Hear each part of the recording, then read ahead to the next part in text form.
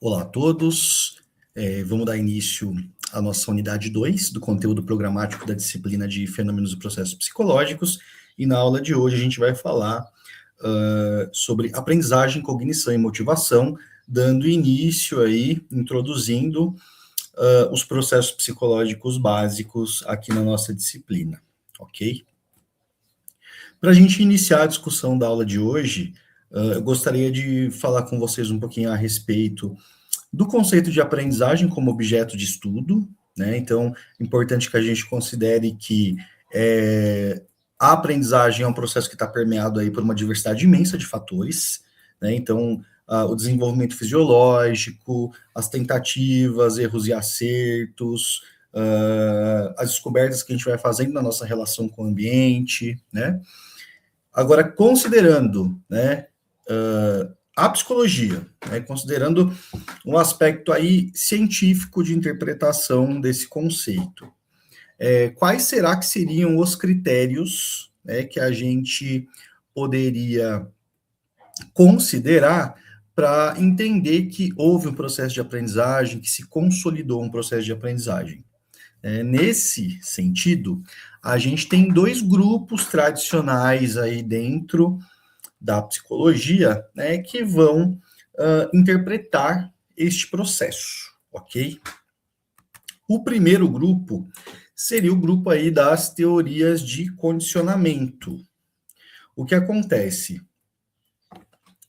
Aqui a gente pode incluir, por exemplo, a análise do comportamento, certo? Porque aqui a gente vai falar dos processos de aprendizagem por consequências comportamentais, né? Então, a gente vai definir aqui a relação do sujeito com o ambiente como determinante, como propulsora, né, dos processos de aprendizagem.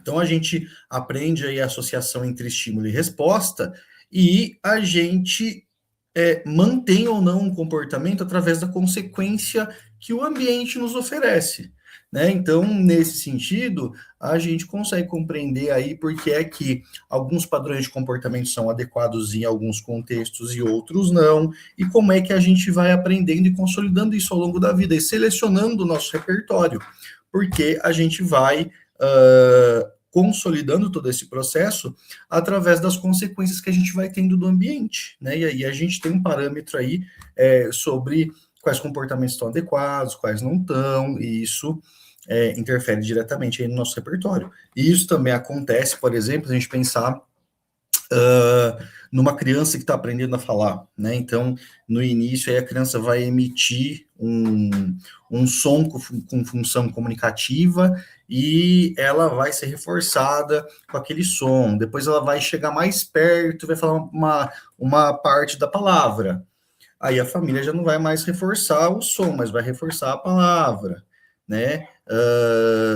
Até que a criança aprenda a falar a palavra. Aí ela só vai ser reforçada no contexto quando ela falar a palavra. Por exemplo, se ela quer água, a partir do momento que ela consolidou esse processo, né? Que a gente foi aproximando, ela só vai receber água se ela falar água. Se ela só emitir um som, como ela estava fazendo lá no começo do processo de aprendizagem, ela já não vai receber mais, né? Então a gente percebe aí que as consequências do ambiente têm um papel muito significativo, né, na consolidação desses processos, ok? E aí a gente também tem um adendo aí, que a gente muitas vezes evoca hábitos passados para resolver problemas novos do presente, né? Coloquei para vocês um exemplo de que o repertório, né, que eu tenho ali para amarrar o sapato, né, ele me permite que eu use essa mesma habilidade para fazer um laço de presente, por exemplo. Depois, a gente tem as teorias cognitivistas, né? Aqui, a gente vai considerar a aprendizagem aí também como um processo de relação do sujeito com o mundo, né? Mas a gente vai considerar um processo de organização cognitiva que vai se enriquecendo ao longo da vida, à medida que essa relação do sujeito com o mundo vai acontecendo. Então, a gente vai incrementando cada vez mais, né, essa organização interna aí do conhecimento do sujeito à medida que ele vai se relacionando com o mundo, certo? Nesse sentido, coloquei para vocês aqui, né, o conceito de cognição, né, coloquei literal aqui, então vamos ler juntos, ó. Então, a cognição seria um processo através do qual o mundo de significados tem origem. À medida que o ser se situa no mundo, estabelece relações de significação, isto é, atribui significados à realidade em que se encontra. Esses significados não são entidades estáticas, mas pontos de partida para a atribuição de outros significados. Tem origem, então, a estrutura cognitiva, constituindo-se nos pontos básicos de ancoragem, dos quais derivam outros significados. Então, percebam que, à medida que a gente vai se relacionando com o mundo, se a gente for pensar nas teorias aqui cognitivistas, à medida que a gente vai se relacionando com o mundo, essa interação vai produzindo significados, né? E esses significados, eles acabam servindo como um ponto de ancoragem para eu estabelecer depois um significado de algo ainda mais complexo, utilizando aquele ali como um ponto de partida. Certo, gente? Isso dá para a gente ter bem, né, claro, aqui quando a gente vai falar de conceitos aí de aprendizagem, vamos falar primeiro de aprendizagem mecânica, né?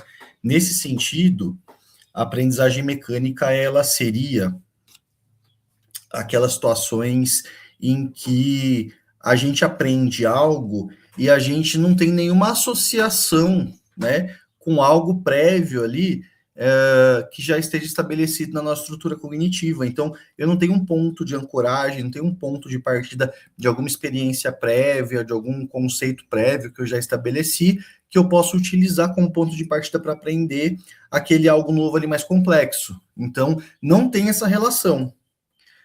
Coloquei o exemplo para vocês de um poema decorado em francês, considerando uma pessoa que não fale francês, tá?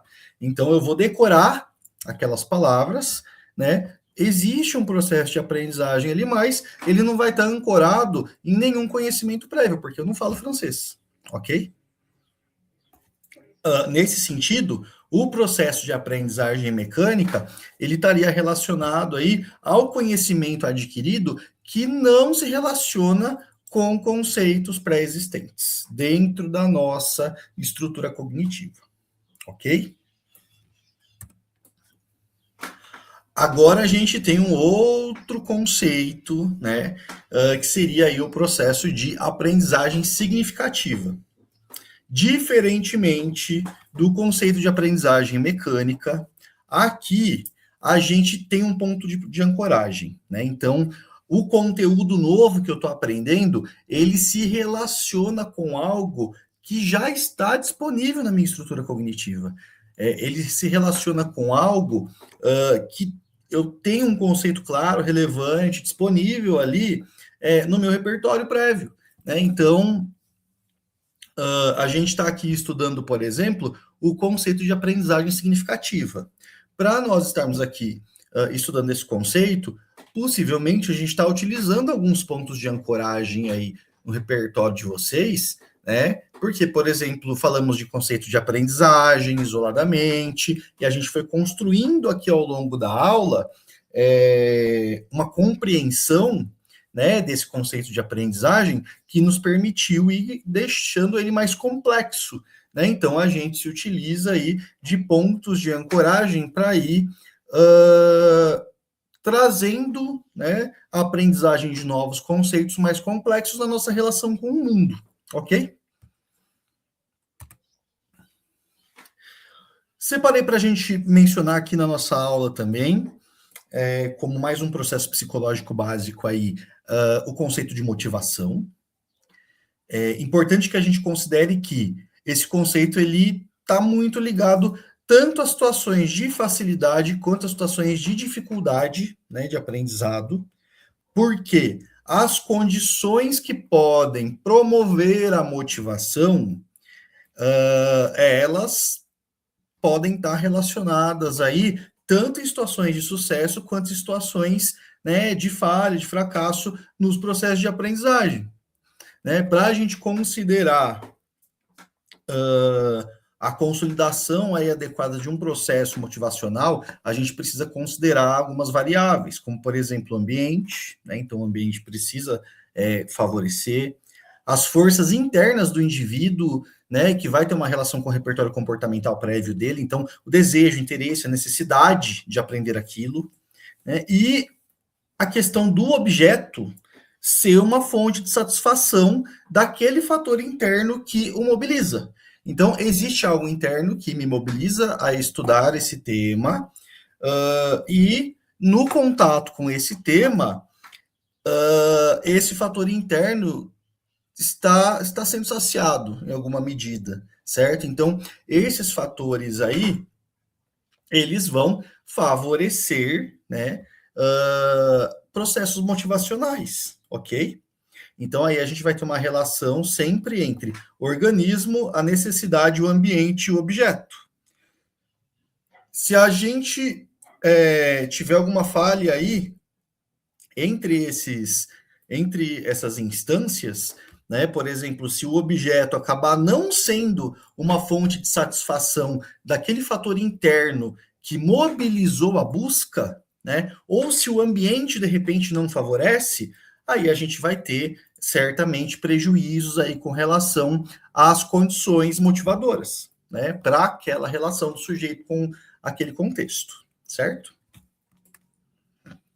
Bom, gente, agora eu vou fazer a correção para vocês aqui da atividade da nossa aula passada.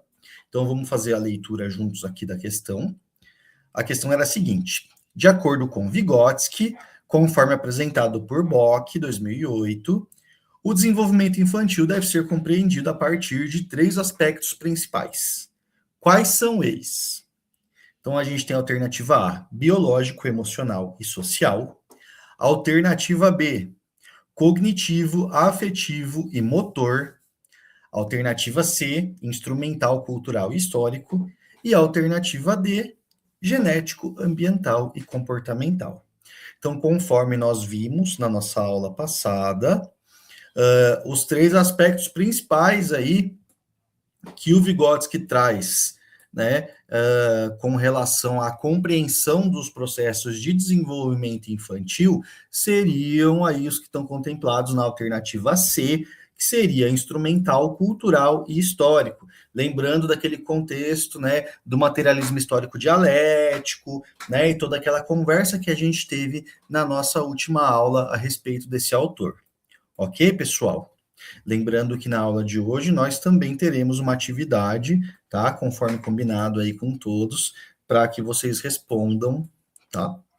Com relação ao conteúdo que a gente trabalhou aqui. Bom, a referência para a nossa aula de hoje, a gente segue trabalhando com o livro Psicologias, uma introdução ao estudo da psicologia, da Ana Bock, ok? Está disponível para vocês aqui no Moodle. E para essa aula aqui, vocês podem fazer a leitura do capítulo 9, ok? Pessoal, muito obrigado, até a próxima aula e bons estudos a todos.